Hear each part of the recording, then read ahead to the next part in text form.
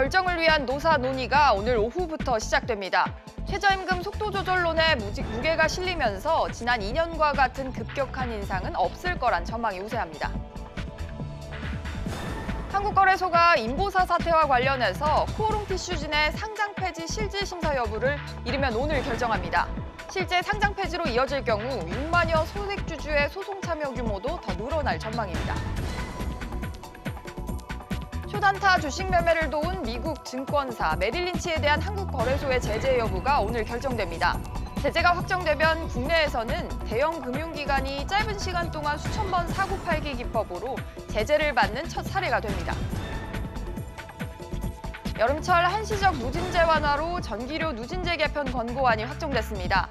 1,600만 가구가 월 10,000원 정도씩 혜택을 받을 전망이지만 실적이 악화되고 있는 한국전력이 2,800억 원의 부담을 떠안게 돼 향후 논란이 예상됩니다.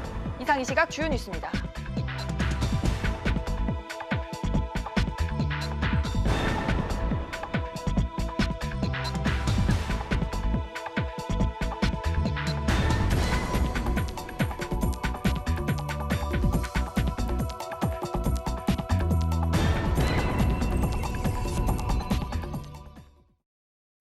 뉴스 시작합니다. 첫 소식입니다. 최저임금위원회가 내년도 최저임금 논의를 본격 시작합니다. 사용자 측은 동결과 함께 업종별 차등 적용을, 반면 근로자 측은 10,000원까지 올리자는 입장을 고수할 것으로 보여 팽팽한 공방이 예상되는데요. 취재기자 연결해서 자세한 소식 알아보겠습니다. 김환진 기자. 네, 김환진입니다. 김 기자, 노사 양측이 각자 원하는 내년도 최저임금 인상률을 오늘 처음으로 제시를 하게 되는 거죠? 네, 오늘 오후 최저임금위원회가 제3차 전원회의를 열고 내년도 최저임금에 대한 본격적인 협상을 시작합니다. 우선 사용자 위원들은 인상률 0%, 즉 동결을 제시할 것으로 보입니다. 사용자 위원들은 지난 2014년부터 2017년까지 매년 동결을 주장해 왔는데요. 지난 2년 동안 최저임금이 27.3% 오른 만큼 올해는 반드시 속도 조절을 해야 한다는 입장입니다. 반면 근로자 위원들은 19.7% 인상을 주장할 것으로 보이는데요. 이 19.7%는 올해 최저임금인 8,350원을 내년에 10,000원까지 올렸을 경우 나오는 비율입니다. 근로자 위원들은 2020년까지 최저임금 10,000원이라는 문재인 대통령의 공약을 반드시 지켜야 한다는 입장입니다. 사실 매년 비슷한 양상이기는 합니다만 양쪽 입장이 워낙 다른 만큼 합의점을 찾기는 쉽지 않아 보이네요. 네, 각종 기관에서 경기 지표가 악화되는 이유로 최저임금의 급격한 인상을 지적하면서 최저임금 동결론이 힘을 얻는 가운데 지난해 최저임금 인상률인 16.4%보다 3.3%포인트나 더 높은 19.4% 인상은 역풍을 불러올 수 있다는 관측입니다. 또한 소상공인의 수익 악화나 근로시간 감소 등 연쇄적인 고용 역효과를 막기 위한 업종별 차등 적용 논의도 이루어질 전망인데요. 최저임금 결정 기준에 기업의 지불 능력과 경제 상황을 포함시키고 영세, 소상공인의 업종과 규모를 감안한 구분 적용이 필요하다는 내용입니다. 하지만 사회적인 합의나 기준을 만들기가 쉽지 않은 만큼 이번 회의에서 접점을 찾기는 어려울 것으로 보입니다. 내년도 최저임금을 결정하는 법적 시한은 열흘 뒤인 다음 주 목요일입니다. SBS CNBC 김한진입니다. 인보사 사태의 후속 처리가 진행되고 있습니다. 어제는 인보사 허가 취소에 대한 코오롱 생명과학의 의견을 듣는 청문회가 열렸고 오늘은 코오롱 티슈진의 상장 폐지 심사 여부가 결정이 되는데요. 일정들과 관련해서 취재기자 연결하겠습니다. 이한나 기자. 네, 이한나입니다. 이 기자, 우선 어제 허가 취소 관련 청문회 소식부터 전해주시죠. 어떤 얘기가 오갔습니까? 네, 어제 비공개로 진행된 청문회는 오후 2시에 시작해 80분 만에 끝났습니다. 회의는 식약처 내부 관계자들과 코오롱 측 실무진이 참석한 상태에서 진행됐습니다. 당초 코오롱 생명과학에 적극적인 해명이 있을 것이라는 예상과 달리 기존 입장과 크게 다르지 않은 주장을 한 것으로 전해졌습니다. 식약처 관계자도 청문회에서 새로운 사실이나 특이사항은 없었다며 코오롱 생명과학이 기존에 주장한 바를 반복한 정도라고 말했습니다. 식약처는 이번 청문회 결과를 참고해 심의를 거쳐 허가 취소 여부를 이달 내에 최종 발표할 계획입니다. 네, 그렇군요. 또 인보사 개발사인 코오롱 티슈진의 상장 폐지 실질 심사 여부도 이르면 오늘 결정될 것 같다고요? 네, 한국거래소는 오늘 인보사의 개발사인 코오롱 티슈진의 상장 적격성 실질 심사 대상 여부를 결정할 예정입니다. 업계에서는 코오롱 티슈진의 상장 적격성 실질 심사 가능성이 높다고 보고 있습니다. 코오롱 티슈지는 2017년 11월에 코스닥 상장을 앞두고 식약처에 제출한 것과 같은 자료를 상장 심사 자료로 제출했는데요. 이 자료가 허위로 밝혀진 만큼 심사가 불가피하다는 이유입니다. 만약 심사 대상에 이름을 올리면 티슈지는 15일 이내 상장 폐지 또는 개선 기간 부여 여부를 결정하게 됩니다. 한편 이웅열 전 코오롱 그룹 회장은 출국 금지와 함께 인보사에 대한 허위 정보로 상장 차익을 냈다는 투자 사기 혐의로 검찰 수사를 받고 있습니다. SBS CNBC 이한나입니다. 한국거래소가 미국 증권사 메릴 린치의 초단타 매매에 대한 제재 여부를 결정합니다. 만약 제재가 확정될 경우 국내에서는 초단타 매매로 대형 금융기관이 제재를 받는 첫 사례가 될 예정인데요. 취재기자 연결합니다. 김성현 기자. 네, 김성현입니다. 김 기자, 한국거래소 시장감시위원회가 메릴 린치에 대한 제재를 논의한다고요. 결과는 언제 나옵니까? 네, 한국거래소는 메릴 린치가 거래소 회원사 규정을 위반했는지를 판단한 뒤 제재할 예정인데요. 오늘 오후에는 최종 결과가 발표될 것으로 보입니다. 거래소는 메릴 린치가 미국 시타델 증권의 초단타 매매 창구 역할을 한 것으로 보고 제재금 부과나 주의 경고 등 회원사 제재 조치를 결정할 예정인데요. 초단타 매매는 컴퓨터가 짧은 시간에 수많은 주문을 내는 알고리즘 매매로 1초에 최대 수천 번의 주문을 초고속으로 낼 수 있다는 특징이 있습니다. 시타델 증권은 지난해 메릴 린치를 통해 코스닥에서 수백 개 종목을 초단타 매매해 상당한 차익을 얻은 것으로 알려졌습니다. 거래소는 메릴 린치가 구체적으로 어떤 규정을 위반했다고 본 거죠? 네, 거래소는 메릴 린치의 초단타 매매 행위가 시장 감시 규정을 위반한 것으로 보고 심리를 벌여왔는데요. 특히 시타델 증권이 적용한 알고리즘이 단순 차익 거래 목적의 일반적인 초단타 매매가 아니라 허수성 주문을 통해 시세에 영향을 미치려는 의도가 있었다고 의심하고 있습니다. 또 거래소는 위탁사인 시타델 증권이 불건전 주문 매매 행위를 할 경우 주문 창구가 된 메릴 린치는 거래소 회원사로서 이를 막아야 할 의무가 있는데도 막지 않은 점도 문제가 있다고 보고 있습니다. 거래소는 이 같은 매매 기법이 자본시장법 위반에 해당하는지 판단은 금융위원회 등 금융당국에 맡기기로 했습니다. SBS CNBC 김성현입니다. 다음 소식입니다. 삼성생명의 즉시연금 보험 가입자 수십 명이 보험금을 약관보다 적게 받았다면서 소송을 걸었었는데요. 지난 4월 첫 공판에 이어서 오늘 그 두 번째 공판이 열릴 예정입니다. 취재기자 연결합니다. 정지환 기자. 네, 정주환입니다. 정 기자, 이번 재판의 쟁점을 우선 정리해 주시죠. 네, 즉시연금은 보험 가입 시 보험료를 한 번에 모두 납입하고 매달 연금을 받는 상품인데요. 가입자들은 삼성생명이 약속한 월 연금액보다 적은 금액을 지급했다는 입장입니다. 연금액이 적었던 이유는 매달 지급하는 연금액에서 사업비 등 비용이 차감됐기 때문인데 가입자들은 이렇게 차감되는 금액들이 약관에 적혀있지 않아 부당하다고 주장합니다. 반면 삼성생명은 보험료 산출 방법서에 명시된 대로 연금액을 지급했다는 입장입니다. 문제는 가입자들은 이 산출 방법서를 받지 못했다는 건데요. 이에 대해 첫 공판에서 재판부는 약관에 명확한 계산식이 명시돼 있었다면 다툼이 없었을 것이라며 약관의 중요한 내용을 누락한 삼성생명에 1차적 잘못이 있다고 지적했습니다. 네, 이제 두 번째 공판인데 오늘은 어떤 절차가 진행되는 겁니까? 네, 오늘 오후 3시 서울중앙지방법원에서 열릴 2차 공판에선 삼성생명 측의 2차 변론이 있을 예정입니다. 지난 4월 1차 공판에서 재판부는 매월 지급하는 연금의 계산식을 밝혀달라고 했는데요. 이에 따라 삼성생명 측이 사업비를 공제하고 연금액을 지급하는 것이 왜 정당한지 변론하는 겁니다. 삼성생명과 변호인은 프레젠테이션으로 즉시연금의 연금 계산식 등을 설명할 예정입니다. SBS CNBC 정주환입니다. 정부가 냉방기기 사용량이 많은 여름철에만 한시적으로 전기료를 할인해주는 누진제 개편안을 채택했습니다. 대략 1,600만 가구가 월 10,000원 정도의 요금을 아낄 수 있는데 사실 누진제 폐진 여론을 외면한 데다 이로 인한 부담은 한국전력이 고스란히 떠안을 수밖에 없어 논란이 예상됩니다. 관련해서 윤지혜 기자와 좀 더 자세히 이야기 나눠보겠습니다.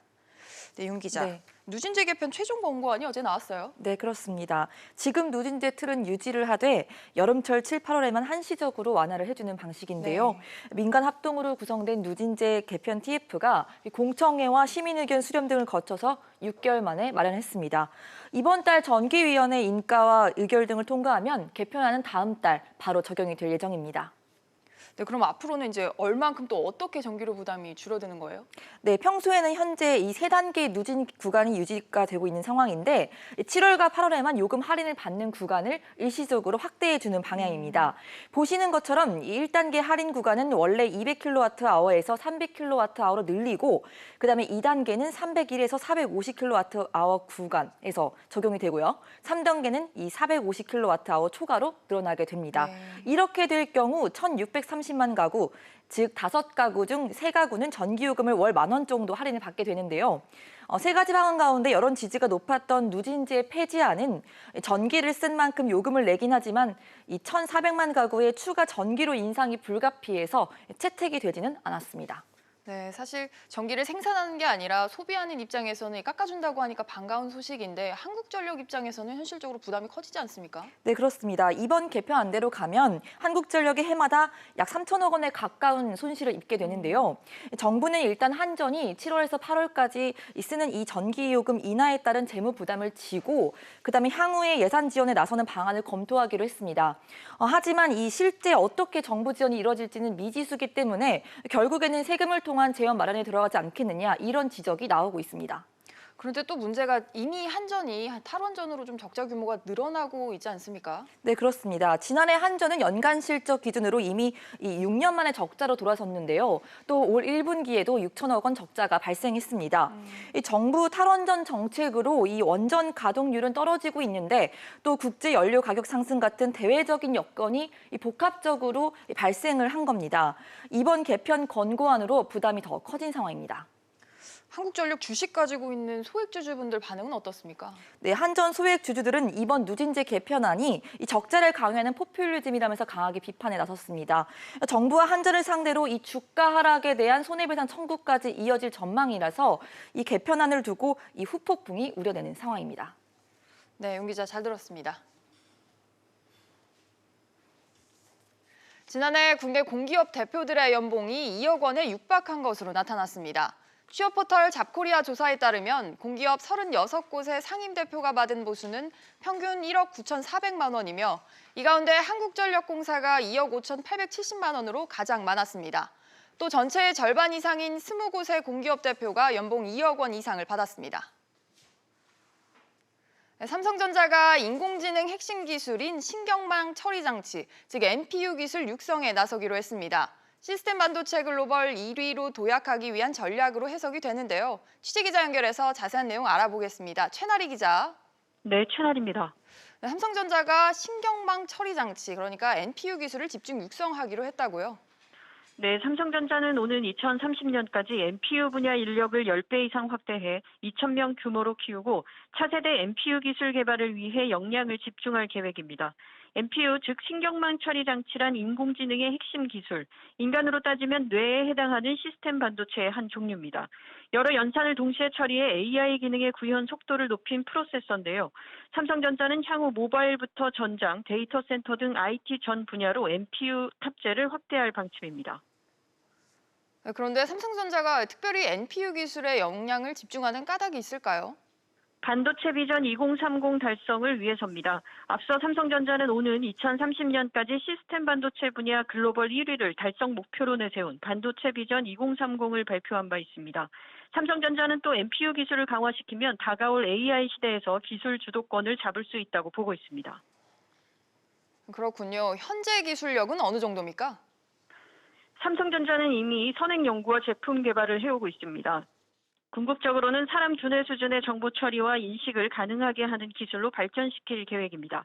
한편 한 IT 시장조사 전문기관에 따르면 AI 반도체 시장 규모는 2023년 343억 달러까지 확대돼 2배 이상 성장할 전망입니다. 지금까지 SBS CNBC 최나리입니다. 삼성전자가 오는 8월 갤럭시 노트 10을 국내에서 2가지 모델로 출시할 예정입니다. 통신업계에 따르면 갤럭시 노트 10은 120만 원대 6.4인치 일반 모델과 140만 원대 6.8인치 프로 모델로 출시가 될 것으로 보입니다. 전작인 갤럭시 노트 9보다 10만 원 이상 오른 가격인데 5G용으로만 출시될 예정입니다. 구글과 페이스북, 유튜브 등 해외 IT 대기업들은 그동안 우리나라에서 영업을 하면서도 세금을 제대로 내지 않는다는 비판을 받아왔습니다. 그런데 다음 달부터는 이들 기업들에게도 부가가치세가 부과될 예정입니다. 취재기자 연결합니다. 서주영 기자. 네, 서준입니다. 네, 일명 구글세로 불리기도 하죠. 해외 IT 기업에 대한 과세가 추진이 된다고요? 네, 그렇습니다. 국회와 업계에 따르면 구글은 최근 클라우드 등 유료 계정 보유자들에게 대한민국 법규에 따라 7월 1일부터 사업자 등록번호를 제공하지 않은 계정에 10%의 부가가치세가 부과된다고 이메일로 통지했습니다. 다음 달부터 해외 디지털 기업의 B2C, 즉 기업과 소비자 간 거래에 부가가치세가 부과되는 것을 고려한 조치입니다. 박선숙 바른미래당 의원이 대표 발의해 지난해 12월 국회를 통과한 부가가치세법 일부 개정 법률안으로 이 같은 조치가 가능해졌습니다. 네, 그런데 이번 과세 조치로 소비자 요금은 물론이고 광고비 등이 인상될 전망이라고요? 네, 맞습니다. 해외 사업자들은 구글처럼 과세 부분을 고객들에게 전가할 것으로 보이는데요. 이 때문에 소비자 요금과 광고비 등이 약 10%가량 올라갈 것으로 전망됩니다. 그렇군요. 우리 기업들에게는 어떤 영향이 있을 것 같습니까? 네, 이 같은 부가가치세 부과로 해외 IT 기업의 서비스 요금이 10% 인상이 되면 국내 기업들의 가격 경쟁력이 상대적으로 높아질 것으로 전망됩니다.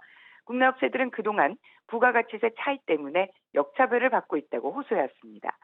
또 이번 과세로 베일에 쌓여있던 해외 IT 기업의 수익 규모와 추이 등 자료 확보도 가능할 것으로 보입니다. SBS CNBC 서주연입니다. 다음 소식입니다. SK텔레콤이 무인 주차장 시스템을 출시했습니다. 통신사들이 강점을 갖고 있는 네트워크를 활용한 건데요.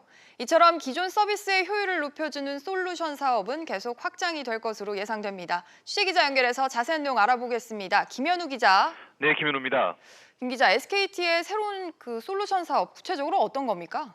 네, SK텔레콤은 고객 서비스부터 주차장 설비까지 모든 부분을 자동으로 관리해주는 파킹 솔루션을 오늘 발표했습니다. 운전자는 앱을 통해 빈 주차장을 바로 확인할 수 있어 주차를 못해 시간을 허비하거나 불법 주차를 해야 하는 경우가 줄어듭니다. 결제도 T맵을 통해 자동으로 이뤄집니다. 사업자는 차량 인식 설비 등 장비와 관리 서비스를 제공받아 무인 주차장으로 운영이 가능해집니다. 네, 새로운 성장 동력을 찾는 통신사들이 이런 솔루션 사업에 주목을 하고 있는 거죠. 네, 그렇습니다. KT는 에너지 사용을 실시간으로 관리해 사업장의 에너지 효율을 높이는 기가에너지 매니저를 지난달 출시했습니다. KT는 해당 서비스를 이용하면 월 전기 사용료를 14% 이상 줄이고 냉난방기 관리 인력을 줄일 수 있다고 설명했습니다.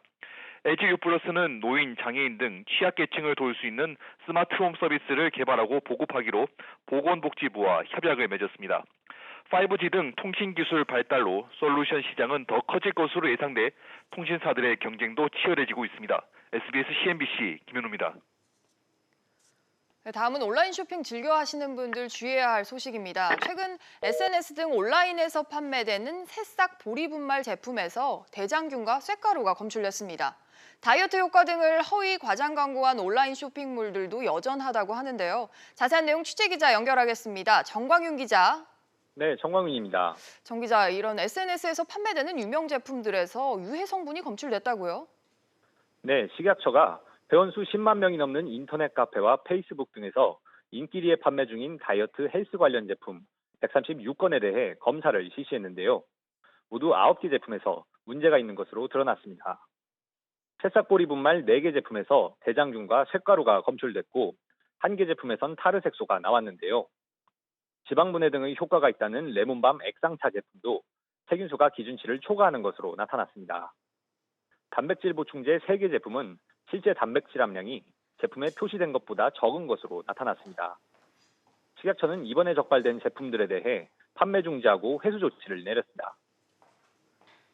고질적인 허위 과대 광고도 여전히 고쳐지지 않고 있는 거죠? 네, 다이어트 제품을 판매하고 있는 온라인 쇼핑몰 1,900여 개 사이트가 허위 과장 광고를 해온 것으로 나타났습니다. 다이어트와 부기 빼줌 등 문구를 내세워 일반 식품을 건강기능식품으로 오인케했고요. 관절 디톡스, 활성산소 제거 등 질병 예방과 치료 효과가 있는 것처럼 소비자들을 현혹했습니다. 판매 제품 120여 개와 판매업체 400여 곳도 적발됐는데요. 식약처는 해당 사이트들에 대해 방송통신심의위원회에 차단을 요청하는 한편 수입 제품에 대해 통관 단계 검사를 강화하는 등 선제적인 관리를 해나가겠다고 밝혔습니다. 지금까지 SBS CNBC 정광윤입니다. 아직 노년층이라 부르기엔 젊은, 하지만 은퇴를 앞두고 있어서 고령화 정책에 중요한 영향을 끼치는 세대가 바로 50대에서 60대 중년층이죠. 이들에게 황혼이혼과 조론에 대해서 어떻게 생각하느냐고 물었더니 10명 중 4명이 긍정적으로 생각한다는 답을 내놨습니다. 취재기자 연결해서 자세히 알아보죠. 이광호 기자. 네, 이광호입니다. 이 기자, 우선 이번 수치를 보면 혼자 살고 싶어하는 중년층이 생각보다 많은 것 같습니다. 네, 한국보건사회연구원의 지난해 11월 조사에 따르면 50세 이후 황혼 이혼을 어떻게 생각하냐 하는 질문에 대해 50에서 60대 중년층 중 거의 절반은 부정적인 답변을 내놓긴 했습니다. 하지만 41.2%는 그러니까 10명 중 4명가량은 긍정적인 답변을 내놓기도 했고요. 또 법적으로는 결혼 상태를 유지한 채 따로 사는 졸혼에 대한 질문도 답변 비율이 비슷했는데 긍정적인 답변이 42.2%, 부정적인 답변은 45.8%로 나타났습니다. 확실히 조론을 조금이나마 덜 부정적으로 보긴 하는군요. 성별 간 차이도 있었습니까? 네, 성별과 연령별로 모두 차이가 꽤 컸습니다. 우선 황혼이혼에 대해서는 여성의 긍정적 답변이 50.2%로 절반을 넘길 정도였는데 남성은 32.2%에 그쳤고요. 부정적 답변은 반대로 남성이 58.4%에 달했습니다. 졸혼에 대한 답변 역시 여성은 졸혼을 할 수 있다는 긍정적인 답변이 절반을 넘겼지만 남성은 33.8%에 그쳤습니다. 또 연령별로 보면 50에서 54세의 경우 황혼이혼에 대한 긍정적 인식이 역시 절반을 넘겼지만 65에서 69세로 가면 30%에도 못 미쳤습니다. 조론도 황혼이혼과 비슷하게 나이가 많을수록 긍정적인 답변이 급감하는 모습을 보였습니다. 또 특히 대도시에 거주하는 사람들이 농촌 지역에 사는 사람들보다 더 긍정적이었습니다. 지금까지 SBS CNBC 이광호입니다. 지난해 국내 주요 그룹의 내부 거래 가운데 94%가 수의 계약으로 이루어진 것으로 나타났습니다. 기업 평가 사이트 CEO스코어가 총수가 있는 51개 그룹의 1000여 개 계열사를 조사한 결과 지난해 내부 거래액 168조 6,900억 원 가운데 수의 계약이 94%에 달했습니다. 삼성이 24조 원 이상으로 가장 많았고 신세계와 중흥건설 등이 1조 원을 넘겼으며 조사 대상 기업의 87%는 수의 계약 비중이 100%에 달하는 것으로 조사됐습니다. 반도체 부진으로 SK하이닉스 실적이 올해 안에 마이너스로 내려앉을 거란 전망이 나왔습니다. 글로벌 투자은행 UBS는 SK하이닉스가 올해 2, 3분기 부진을 이어가다 4분기에 1,700억 원대 적자로 전환할 것이라고 밝혔습니다. 이는 하반기 메모리 반도체 수요가 예상보다 부진하며 또 가격 하락도 이어지고 있기 때문이라고 설명했습니다. 증시 상황입니다. 오늘 국내 증시 오름세 보여주고 있습니다. 코스피가 1%가량 오르며 2,120포인트 보여주고 있고요. 코스닥 같은 경우에도 0.09% 오름세입니다. 715포인트 나타내고 있습니다. 오늘 눈에 띄는 종목들 함께 살펴보시죠. 오늘 삼성전자와 SK하이닉스가 좋은 흐름 가져가고 있습니다. 지금 미중회담이 G20 정상회의에서 이뤄질 예정인데요. 불확실성이 해소되면서 외국인 자본 유입이 된 데다가 지금 삼성전자 같은 경우에는 NPU로 시스템 반도체 1위를 도약하겠다는 공약을 내세웠습니다. 삼성전자 현재 1.8% 오름세 보여주고 있고 SK하이닉스 같은 경우에도 4.26% 강세 보여주고 있습니다. 한편 한국전력이 어제 개편안을 발표했습니다. 정부가 전기요금을 한시적으로 완화해주기로 했는데요. 한전이 3천억 원가량의 비용을 감당해야 하지만 한국전력 오늘은 주가 오르고 있습니다. 1.57% 상승 흐름 보여주고 있습니다. 네이버도 지금 소폭 오름세인데요. 창업자인 이혜진 글로벌 투자 책임자가 한 심포지엄에서 대기업 규제와 반기업 정서에 대해 비판적 의견을 쏟아냈습니다. 오늘은 0.46% 좋은 흐름 보여주고 있고요. 현대차는 보합권입니다. 지금 현대차 그룹이 커넥티드카 가입자가 100만 명을 돌파했다고 합니다. 하지만 노조가 임단협에 들어가기 전부터 파업카드를 꺼내들면서 지금 보합권으로 전환한 모습입니다. 지금까지 증시 상황이었습니다. 오늘 준비한 소식은 여기까지입니다. 여러분 고맙습니다.